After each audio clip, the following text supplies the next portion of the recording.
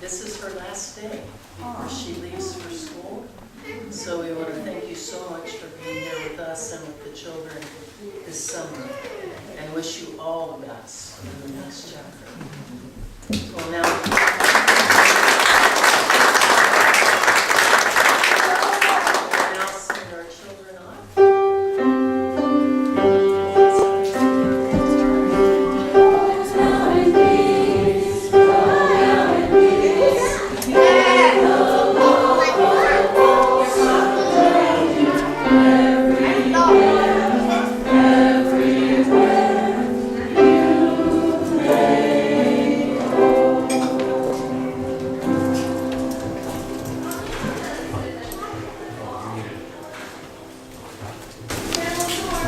Now is the time in our hour together where we take a moment to center ourselves for a little bit of meditation and reflection.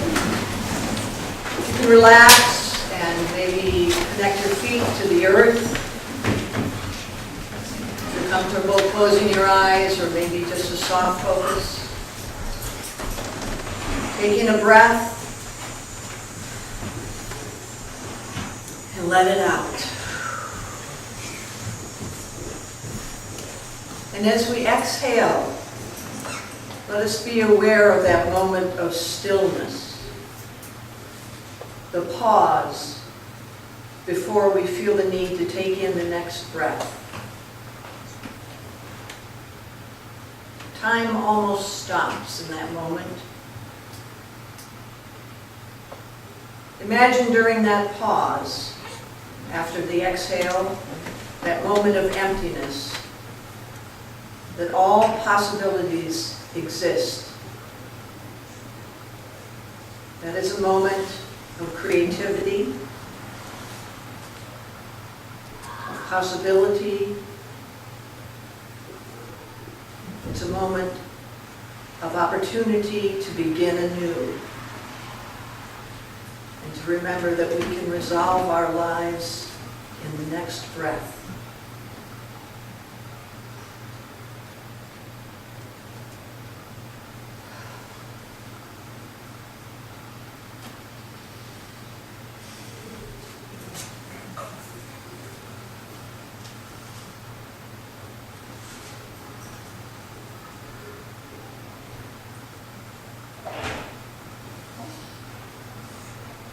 Today's spoken meditation comes from Mary Oliver.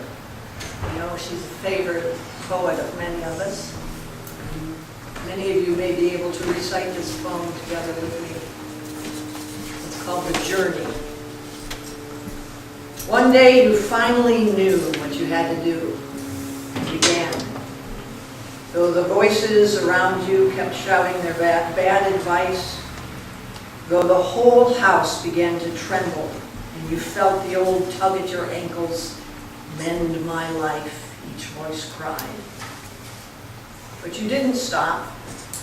You knew what you had to do, though the wind pried with its stiff fingers at the very foundations, though their melancholy was terrible. It was already late enough, and a wild night, and the road full of fallen branches and stones. But little by little, as you left their voices behind, the stars began to burn through the sheets of clouds, and there was a new voice which you slowly recognized as your own, that kept you company as you strode deeper and deeper into the world, determined to do the only thing you could do, determined to save the only life you could save.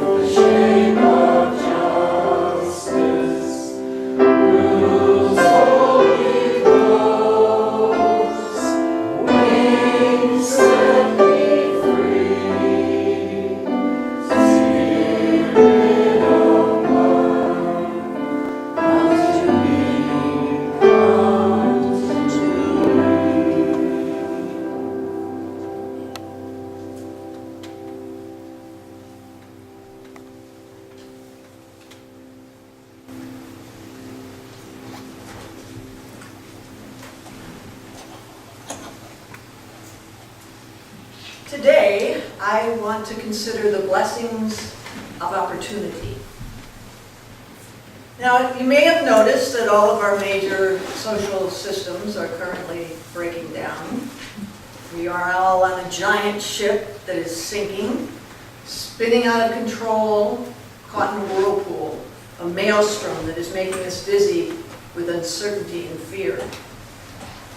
But the good news is that we are in the middle of a global shift in human consciousness. And the real news cannot be seen on our television sets. I'd like to propose that these unsettling times are actually fertile ground for the birth of a new world, one that considers the well-being of all people, all animals, and of the earth. Now, due to our crumbling democracy, I have spent an inordinate amount of time this year posting clever political memes on Facebook. Sometimes to dispel fake news, sometimes to shake my audience out of that comfortable seat of complacency and into action, and other times just to vent my frustration at a world gone mad. And now that I've actually culled my friend base down to those that I feel share my values, I am most certainly preaching to the choir. Except for the occasional response to a shallow and false statement or a compassionless opinion that serves only to divide and conquer instead of unite, empower, and promote understanding. It feels like our country, or at least our democracy, is dying, suffering from a virus of the mind and of the spirit that seems to have no cure. In my attempt to better understand this particular moment in history, I came across a quote by Eve Ensler that I found intriguing. "It is where we do not live that the dying comes from." In her book, In the Body of the World, Eve Ensler, who is most famous for the vagina monologues, has now devoted her life to the female body, how to talk about it, how to protect it, and how to value it. And now she implores us to understand it as a metaphor for our Mother Earth. Eve spent much of her life disassociated from her own body, a disconnection brought on by her father's sexual abuse and her mother's remoteness. She writes, "Because I did not, could not inhabit my own body or the earth, I could not feel or know their pain." But 8 years ago, Ensler was shocked out of her personal distance. While working in the Congo, she was shattered to encounter the horrific rape and violence inflicted on the women there. Soon after, she was diagnosed with uterine cancer.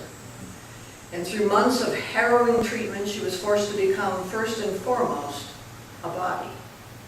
Pricked, punctured, cut, and scanned. It was then that all distance was erased. As she connected her own illness to the devastation of the earth, her life force to the resilience of humanity, she was finally, fully, and gratefully joined to the body of the world. Ensler now calls on us all to embody our connection to and our responsibility for the world.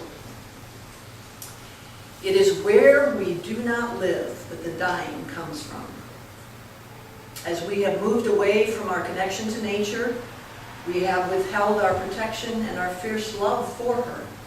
And in our absence, she has been violated and may have been mortally wounded. As we move farther away from our resilience on and our connection to others, we feel apathy, disregard, and too often enmity for those not in our immediate circle. As we become enamored with our virtual realities, we abandon the genuine connection and healing nature that comes from deep relationships and for association and involvement with worthy causes. As we contort our philosophies and religious dogma to fit our own compulsive need to be right, we lose sight of our most important resources of empathy, deep listening, and compassion. The phrase, "use it or lose it," comes to mind as I consider Ensler's warning, "It is where we do not live that the dying comes from." I think of my mom, not breathing deeply her whole life.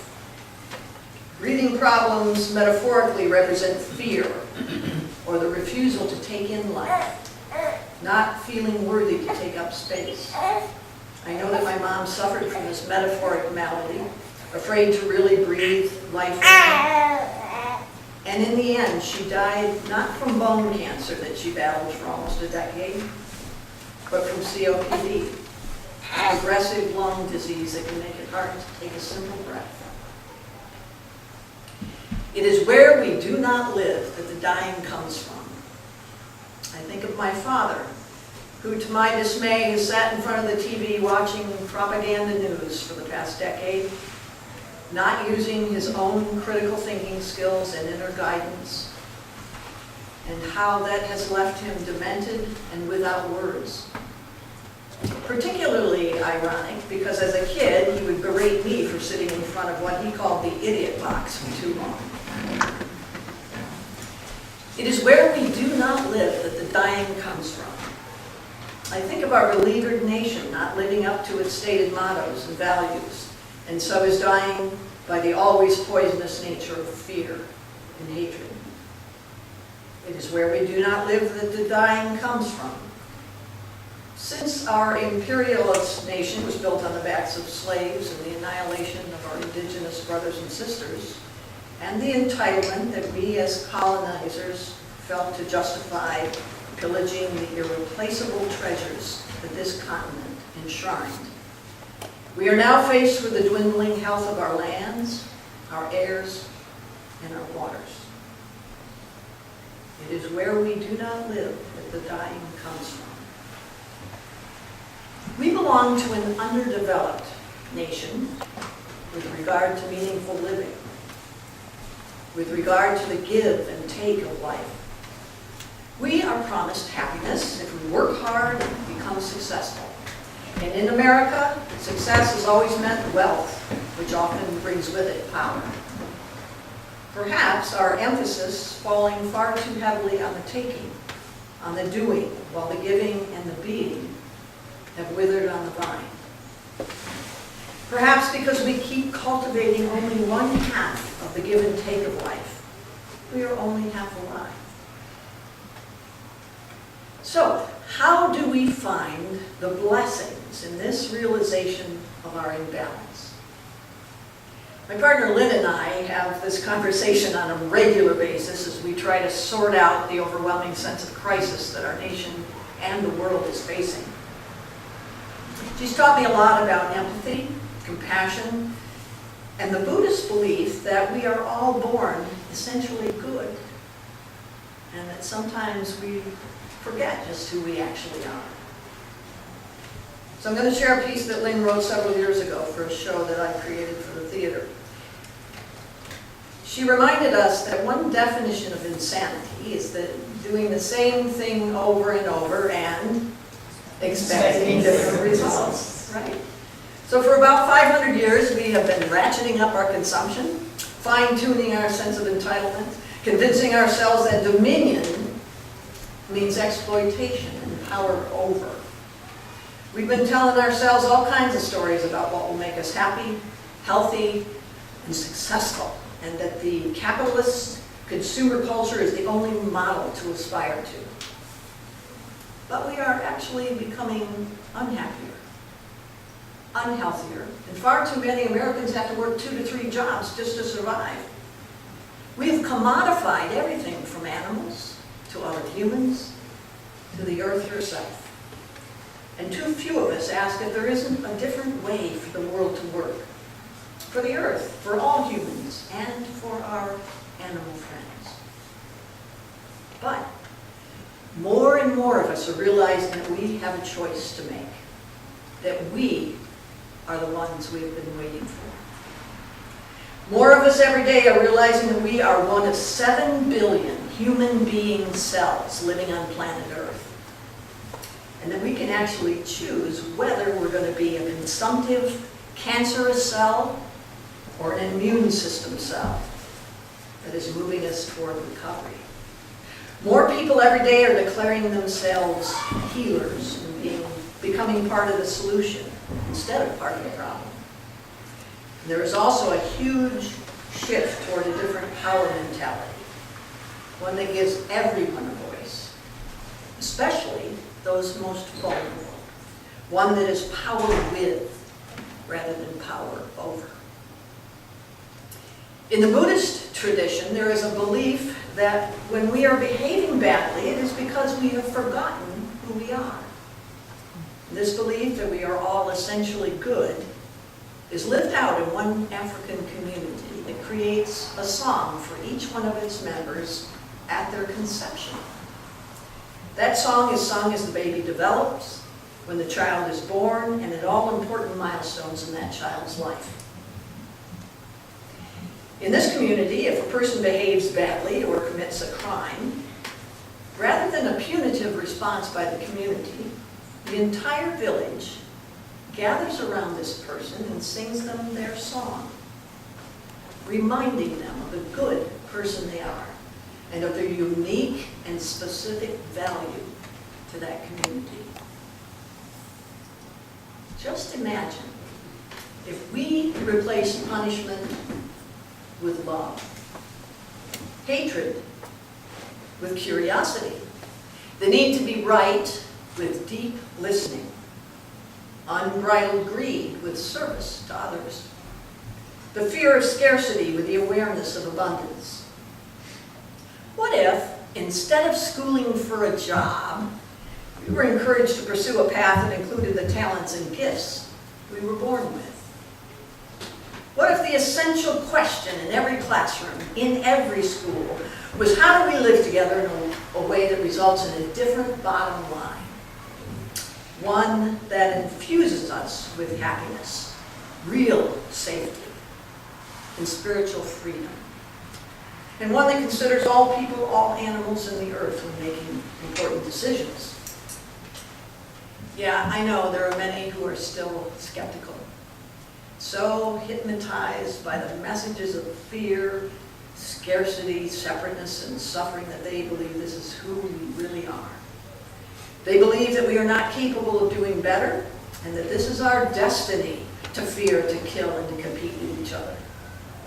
And they believe that those of us who imagine a world that works for all are either radical or naive.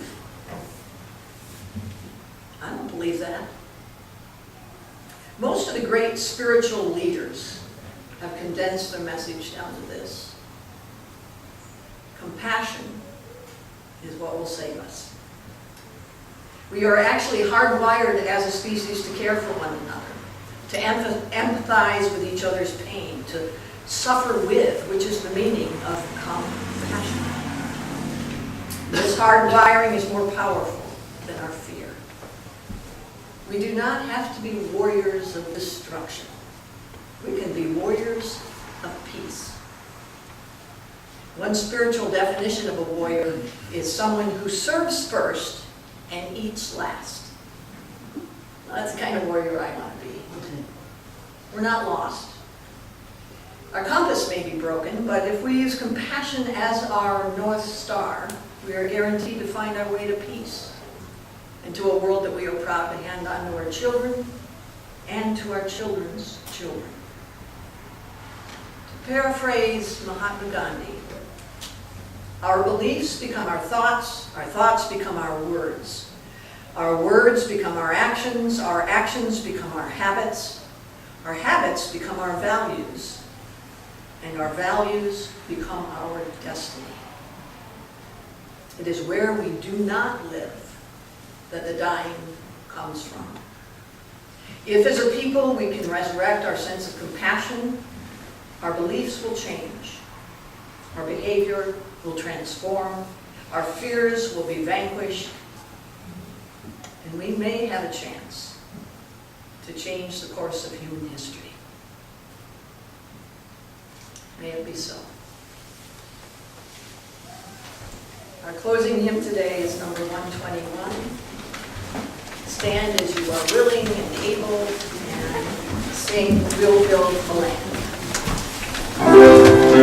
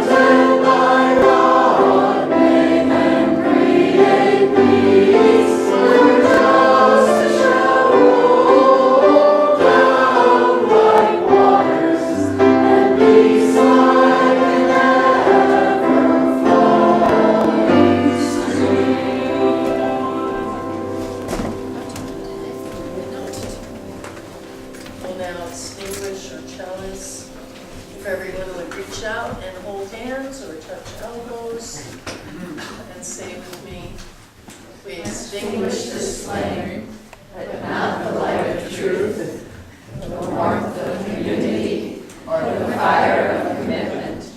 These we carry in our hearts until we are together again. Go in peace.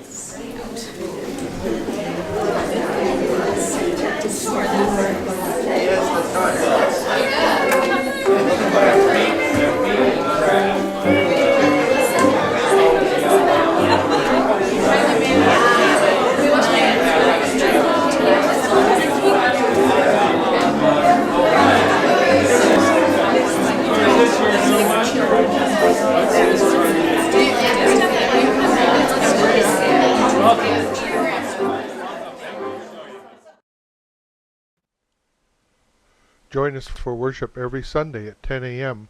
at the Unitarian Universalist Church of Canandaigua, a welcoming congregation. We are located at 3024 Cooley Road, 4 miles west of South Main Street, Canandaigua, just north of the intersection with Routes 5 and 20.